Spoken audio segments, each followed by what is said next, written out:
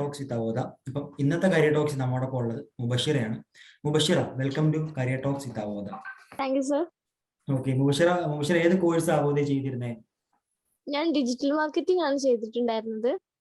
Digital marketing ആയിരുന്നു. Okay. ഇപ്പൊ എന്ത് ചെയ്യാ? ഞാനിപ്പോ ഇന്റേൺഷിപ്പ് ചെയ്തോണ്ടിരിക്കുകയാണ്. ഇന്റേൺഷിപ്പ് ചെയ്തോണ്ടിരിക്കുകയാണ്. 1 month ആയി? ആ. ഓക്കെ, എവിടാ ചെയ്യുന്നേ? ഞാന് സ്കോർപിയൻ ഫിക്സ് എന്ന് പറഞ്ഞിട്ടുള്ള ഒരു കമ്പനിയിലാണ്. കമ്പനി ലൊക്കേഷൻ ദുബായ് ആണ്. വർക്ക് ഫ്രം ഹോം ആയിട്ടാണ് ചെയ്യുന്നത്. ഓക്കെ. ജോബ് പൊസിഷൻ എന്താ? ട്രെയിനി ആണോ? Digital marketing. ഞാൻ ഇന്റേൺ ആയിട്ടാണ് വർക്ക് ചെയ്യുന്നത്. SEO ഇന്റേൺ ആയിട്ടാണ്. SEO ഇന്റേൺ ആയിട്ടാണ്. ഓക്കെ. അപ്പം SEO ആണോ main topic? Interest topic SEO ആണോ? ബാക്കിംഗ് SEO ഒക്കെയാണ് ചെയ്തുകൊണ്ടിരിക്കുന്നത് ഇപ്പൊ. കണ്ടന്റ് റൈറ്റിംഗ് ഉണ്ട് അല്ലേ? ഓക്കെ. SEO ചെയ്ത് നോക്കിയിട്ട് എങ്ങനെയുണ്ട്? നല്ല എക്സ്പീരിയൻസ് ആണ്. പിന്നെ നമ്മൾ ട്രെയിനർ ഉണ്ട്. ട്രെയിനർ നന്നായിട്ട് ഹെൽപ്പ് ചെയ്യുന്നുണ്ട്. അപ്പം കമ്പനിയുടെ എക്സ്പ്ലെയിൻ ചെയ്ത് തരുന്നുണ്ട്. ഓക്കെ. അപ്പൊ കമ്പനിയുടെ ഭാഗത്തു നിന്ന് നല്ല സപ്പോർട്ടാണ് കിട്ടുന്നത്. ഓക്കെ. അപ്പം മുബഷിറ, അബോധയിലേക്ക് വന്ന ജേർണി എങ്ങനെയാണെന്ന് പറയാമോ? എങ്ങനെ അബോധയെ പറ്റി അറിഞ്ഞേ?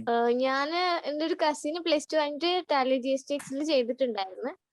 അപ്പൊ അവൻ ഇങ്ങനെ പറഞ്ഞിട്ടുണ്ടായിരുന്നു, എനിക്ക് ഡിഗ്രി കഴിഞ്ഞിട്ട് എന്തെങ്കിലും പെട്ടെന്ന് ജോലി കിട്ടുന്ന ഒരു കോഴ്സ് ചെയ്യണം എന്നായിരുന്നു. എങ്ങനെയായാലും ഒരു 3 വർഷം കൊണ്ട് ഇപ്പം PGക്കൊക്കെ പോകാനുള്ള 2 വർഷമൊക്കെ എടുക്കുമല്ലോ. അപ്പം പെട്ടെന്നൊരു പ്രൊഫഷണൽ ആവണം, എന്നിട്ട് പിന്നെ വേണേ പഠിക്കാം, അങ്ങനത്തെ ഒരു രീതിക്കായിരുന്നു.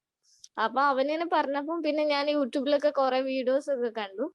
അപ്പം അങ്ങനെ ജോയിൻ ചെയ്തത്. ഓക്കെ.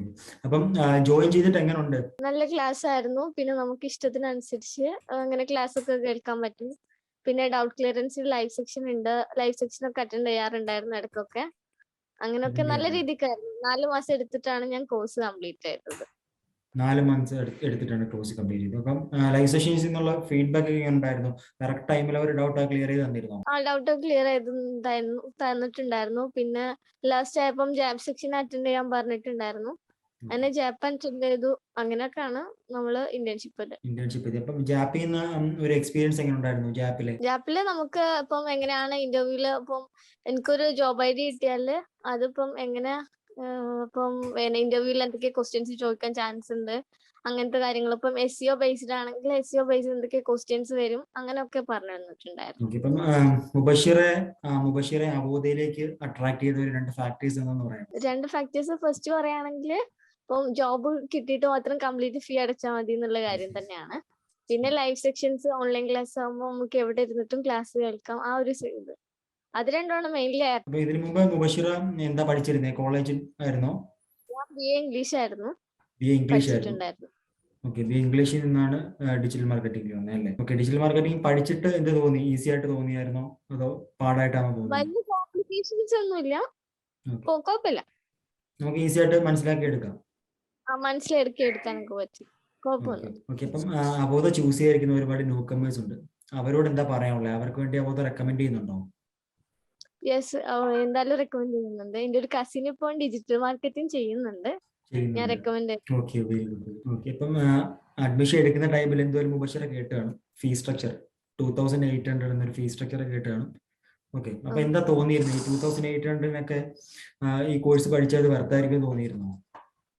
വെറുതായിരിക്കും തോന്നി. പിന്നെ ക്ലാസ്സസ് എങ്ങനെ ക്വാളിറ്റി ഉണ്ടാവോ അങ്ങനെയൊക്കെ ഒരു ഡൗട്ട് ഉണ്ടായിരുന്നു. പിന്നെ കസിൻ പറഞ്ഞു കുഴപ്പമൊന്നുമില്ല, നല്ല ക്ലാസ്സസ് ആണെന്നൊക്കെ പറഞ്ഞപ്പോൾ അങ്ങനെ ജോയിൻ ചെയ്തതാണ്.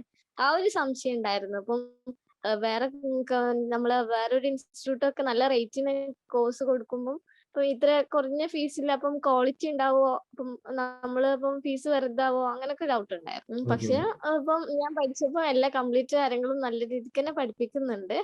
പിന്നെ എല്ലാ കാര്യങ്ങളും ഇൻക്ലൂഡ് ചെയ്യുന്നുണ്ട്. പിന്നെ ഇന്റേൺഷിപ്പ് ആയാലും ഇപ്പോൾ ഞാൻ കോഴ്സ് കംപ്ലീറ്റ് ചെയ്ത് 1 month കഴിയുന്നതിന് മുമ്പ് ഇന്റേൺഷിപ്പ് എനിക്ക് കിട്ടി. പിന്നെ അതിന്റെ ഇടയ്ക്ക് എനിക്കൊരു ജോബ് കിട്ടിയിട്ടുണ്ടായിരുന്നു. അത് എനിക്ക് താല്പര്യം ഇല്ലാത്തതുകൊണ്ട് ഞാൻ ക്വിറ്റ് ചെയ്തതായിരുന്നു. അതിന്റെ ശേഷമാണ് ഇന്റേൺഷിപ്പ് കയറിയത്. ഇപ്പൊ 1 month ആയി അല്ലേ? ടോട്ടൽ 3 month അല്ലേ ഇന്റേൺഷിപ്പ്? 3 month ആണ് ഇന്റേൺഷിപ്പ്. 3 month ആണ്. ഓക്കെ. അപ്പം മുബഷിറ ഇത്ര ടൈം നമുക്ക് വേണ്ടി മാറ്റി വെച്ചതിന് വലിയ താങ്ക്സ് ഉണ്ട്. Okay, thank you. And all the very best for your future and thank you for joining in Career Talks. Seminar film academy എന്ന് പറഞ്ഞ ഒരു അക്കാഡമിയിലാണ്. എനിക്ക് SBI ക്യാപ്പിലാണ് ജോലി റെഡി ആയിരിക്കുന്നത്. മൈത്ര കമ്മോഡിറ്റീസ്.